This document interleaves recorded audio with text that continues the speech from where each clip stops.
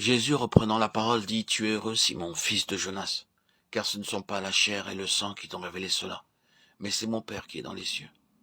Et moi je te dis que tu es Pierre, et que sur cette pierre je bâtirai mon église, et que les portes du séjour des morts ne prévaudront point contre elle. » Matthieu 16, 17 et 18.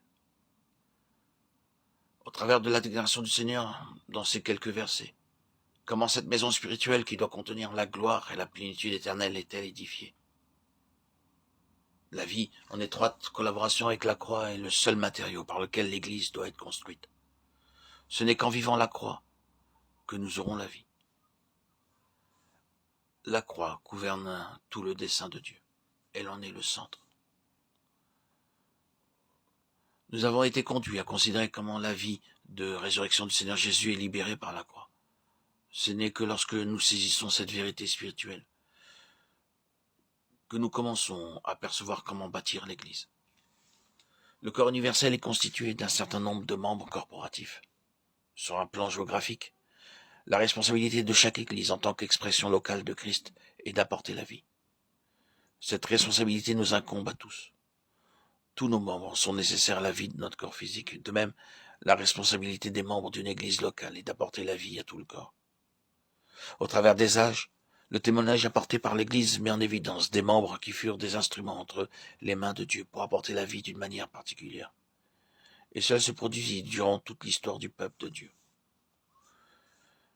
Au cours du dernier siècle, dans certaines parties du monde, plusieurs apportèrent une contribution puissante et édifiante pour préparer l'Église en vue de la venue du Seigneur. Nous avons connu quelques-uns de ces hommes à la stature spirituelle exceptionnelle. Dieu leur avait accordé une vision spirituelle et une révélation de lui-même leur permettant d'apporter beaucoup de lumière au corps. Moïse et d'autres furent choisis par Dieu. Nous n'évoquons ces noms que pour mettre en évidence les principes divins qui se sont exprimés au travers de ces hommes, dans sa parfaite volonté.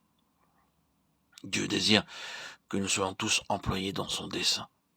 Si une assemblée doit être utilisée pour cela, il est indispensable que la vie soit associée à la croix. Il est nécessaire de rappeler qu'il ne peut y avoir de vie sans la souffrance. C'est pourquoi la parole de Dieu utilise fréquemment le mot « voix ». Exode au chapitre 33, versets 12 à 17, Moïse dit à l'Éternel, « Voici tu me dis, fais monter ce peuple, et tu ne me fais pas connaître qui tu enverras avec moi. Cependant tu as dit, je te connais par ton nom, et tu as trouvé grâce à mes yeux. Maintenant si j'ai trouvé grâce à tes yeux, fais-moi connaître tes voies. Alors je te connaîtrai et je trouverai encore grâce à tes yeux. Considère que cette nation est ton peuple. »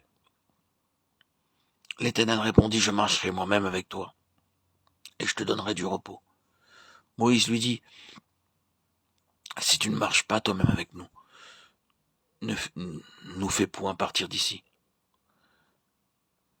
Comment sera-t-il donc certain que j'ai trouvé grâce à tes yeux, moi et ton peuple?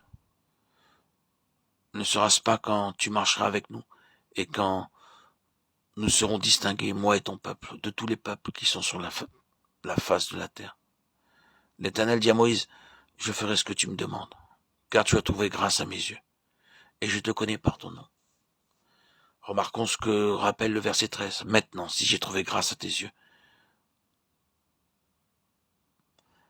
fais-moi connaître tes voies. Alors je te connaîtrai. » Pour connaître Dieu, il faut être introduit dans ses voies.